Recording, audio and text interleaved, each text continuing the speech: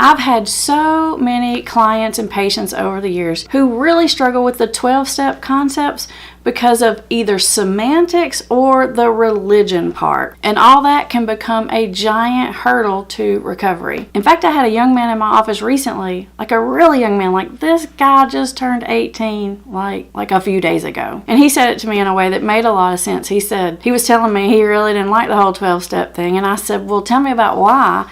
And he said, because every time I go to somebody with a question, I get some kind of overly simplified answer that doesn't really answer anything. And I'm like what? And he says, well, just pray about it, or say the serenity prayer, or just hand it over, or keep it simple. You know, like all those slogans and those things that we've all heard a million times.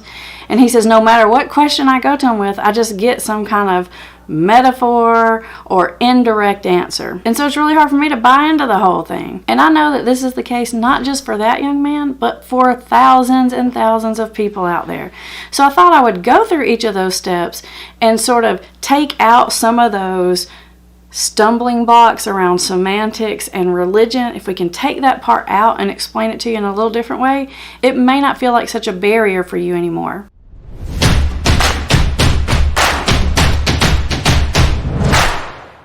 For those of you who are new here, I'm Amber Hollingsworth, and this is Put the Shovel Down, the YouTube channel dedicated to helping you understand the science and psychology of addiction so that you can figure out your best way of beating this thing. Okay, back to the 12 steps.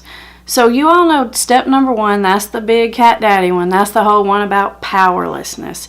And that is the very word that people really get tripped up on in this particular step. So basically, people struggle with saying, I'm powerless. And I can understand that because most people I know that have addictions, they're actually pretty motivated. A lot of them are super successful, stubborn-headed, get what they want kind of people. And so the idea of powerlessness is really hard for them. So I feel like if we took that one word out and we just explain that in a slightly different way, it might not be such a roadblock for people. Another way to think about that step might be something like, I've tried a whole lot of different ways to manage this issue. I've tried to cut it back. I've tried to change substances. I've tried to not do it at all. I've tried all these different ways, and the problem just keeps coming back and biting me in the butt. You see, here's why people really struggle with the word powerlessness in this particular step. Number 1, people just dislike associating that word powerlessness to themselves. It feels like being a victim, or it feels like just giving up. And so people just dislike the word in general. But the other thing that really gives people trouble about this is because they can think of a bunch of times where they actually did control their substance use. You know, they can think about all those times where they did just drink 2 or 3 or 4, or where they didn't go over the limit. And so because of that, people really struggle with, well, I'm not really powerless, because some of the time it really is kind of in the limits. The key here for most people is to understand that it's not that you're powerless all the time, but it's more around the idea of you've tried a lot of things already to manage your substance use. You've tried cutting it back, you've tried all these other different things, and the problem just keeps coming back. Now, it may not come back every time, but eventually it's going to bite you. I like to say it's kind of like Russian roulette, and you really never know when that dam is going to break. Now, of course, there's a ton of science behind this concept of why a person cannot manage their substance use. It's a lot of brain stuff and nerdy stuff, and I got a lot of videos on that in case you're interested. But here's what I really want you to know. Even if you are the master of control and you can control everything else in your life, you may have this one area that you just can't consistently predict and control what's going to happen. And that's the way it is when you have an addiction. It doesn't mean you can't ever do it. It means you can't consistently do it. And when things mess up, it really messes up. So just think of it like this. Say to yourself, yeah, I've tried a lot of different ways to manage this, and it's really just not working for me anymore. Okay, step number 2 says, we came to believe that a power greater than ourselves could restore us to sanity. So this is where the whole religion part comes in, and so people start getting really squirmy about this because it's the idea of a power greater than myself. But the real key words here are came to believe and restore me to sanity. So the idea here is Do you believe that you can get better? And most of the time that happens when you actually see other people around you, or hear about other people around you, or know other people around you that have actually beaten this thing.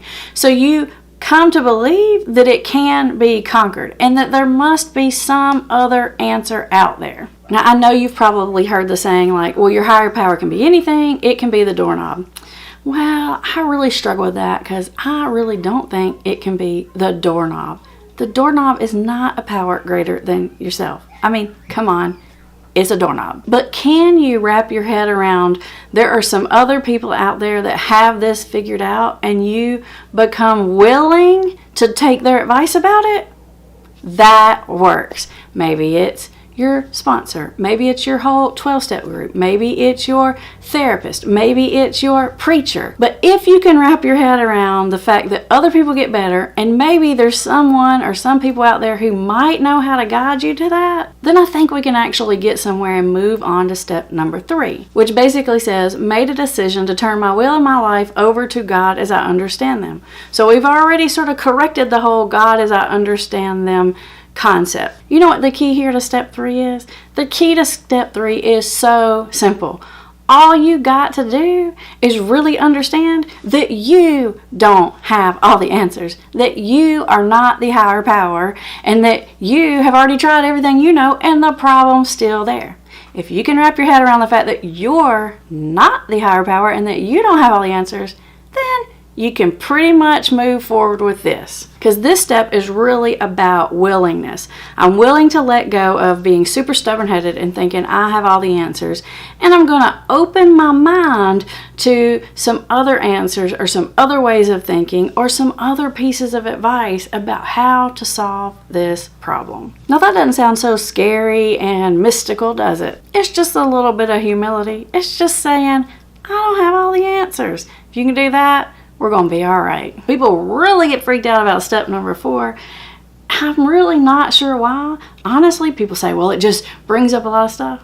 But you know what? I think part of it is because step 4 actually requires like a lot of pencil and paper. Like it's a lot of homework. And I think a lot of people procrastinate on this step because it's a lot of work. So the resistance to this might not be as complicated and deep as most people think. It's just where the pen meets the paper. And so step 4 is about making that list of people who you're holding resentments towards, who you're holding grudges to. And then in the process and through talking with your sponsor and making those lists, you kind of see your own part in things. So in my mind, step 4 is really just coming to terms with all these resentments you've got going on in your life. And you know why that's really important? Because resentments lead you to feeling sorry for yourself. And feeling sorry for yourself will lead you to justify continuing to use drugs, alcohol, or make some other kind of bad decision. Because self-pity leads us to some really bad decisions. So it is quite necessary to address resentments in recovery. Additionally, if you can figure out how you maybe are contributing to some of those situations, maybe self-sabotaging yourself, then you might quit doing it as often and the resentment list might start to shrink, which might help you to quit adding to the resentment list. And that leads pretty obviously into number 5, which in my mind basically just means I'm going to own my own stuff.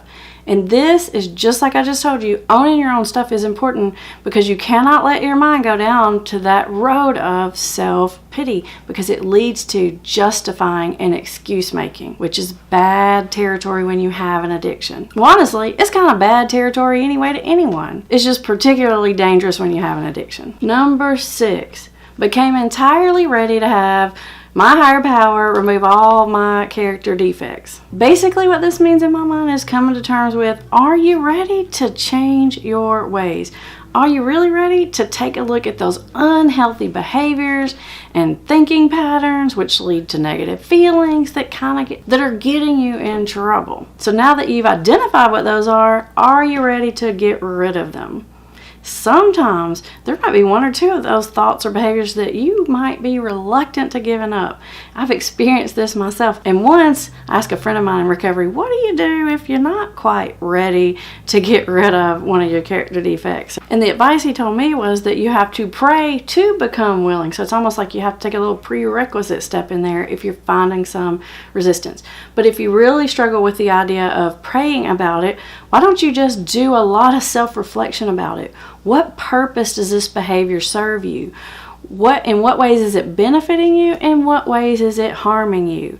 And if you take a real honest look at that and you really begin to understand that this is causing more harm than good, then you're probably gonna become ready to not hold on to that anymore. So number 7 says, we humbly ask God to remove those character defects. I know you're struggling with the God word, but here's another way to think about that.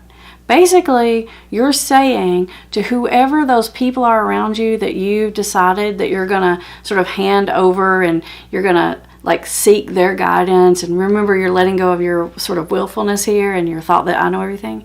So basically, whoever that is, if that's your church, if that's your group, if that's your therapist, whoever, or your family, whoever that is, you're basically saying, hey, look, I'm aware that I have these issues, and if you see me doing it, hey, let me know because I really want to be better with that.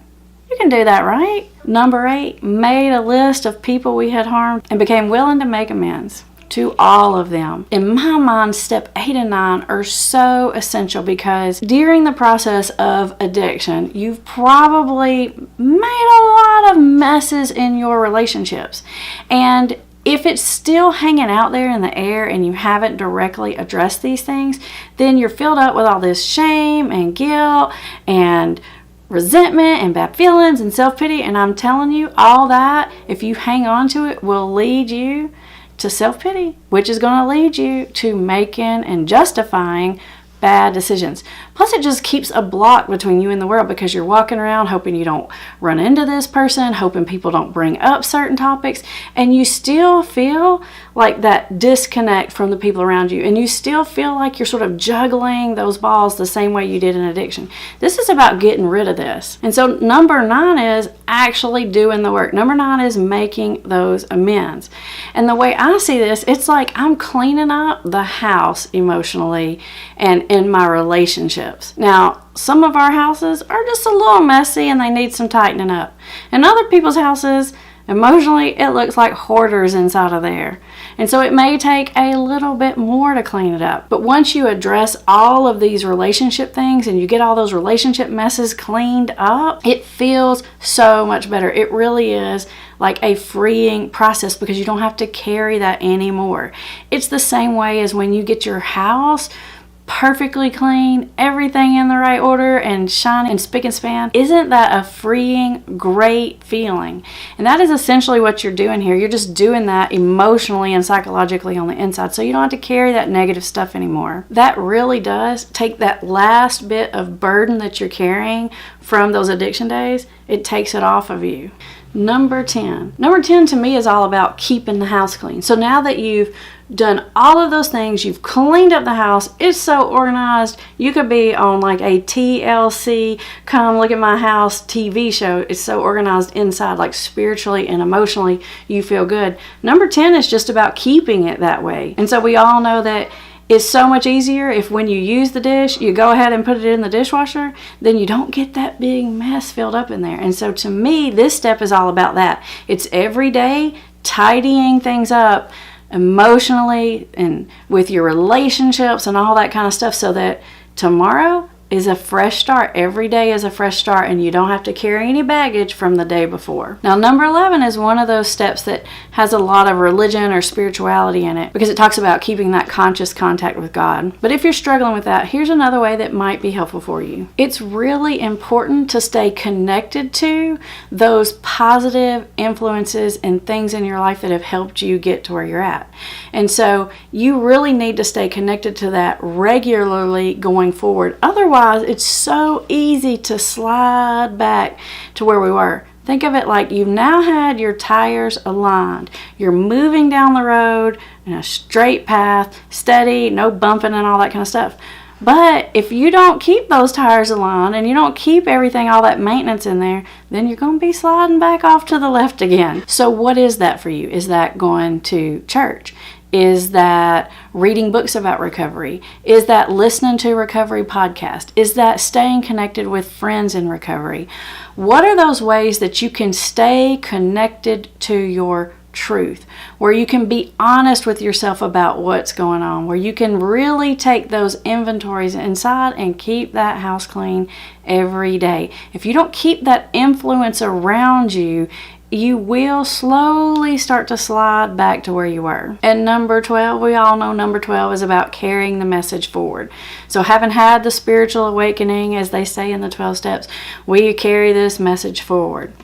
You know what? This is about taking your really difficult life experiences that you've went through and using it to do good in the world. Now, there's actually even a lot of science behind this, because when you do what you see as good things in the world, you get some good brain chemicals going on, and that really does help to keep you sober. So if you struggle with the 12 steps in the classic way and you're like, well, I just don't know that I can sort of be an ambassador to that and carry that forward, what you can do is use your experiences to do good and pay it forward in the world and be a helpful, contributing citizen of the world instead of a person that just sucks energy and resources from everyone and everything around it. You know, in 12-step recovery, you hear people say, and you can even hear Bill say it in the big book, about how if I don't help another person get sober, then I'm going to relapse myself. That really is about controlling the way we feel about ourselves. It's about getting outside of our self-involvement and self-obsession and deciding, what can I give? What can I offer? How can I help someone else? That keeps us in such a good place mentally, emotionally, and psychologically that we really do have less need for the drugs and alcohol. We feel better, so we don't crave that stuff anymore. You see, guys, there really is so much to these 12 steps, and they can be effective even if you're really struggling with the religious part or some of those semantics and words. You know, there's a lot of science and brain chemistry and psychology behind this stuff. So I hope that you don't let those things keep you from reaching out there and finding your happiness. What part of the 12-step process have you struggled with now or in the past? Or what part of the 12-step process have you found extremely helpful and effective? Let me know that in the comments below. And coming up next, more recovery concepts. Just click the playlist. I've got it right up here for you.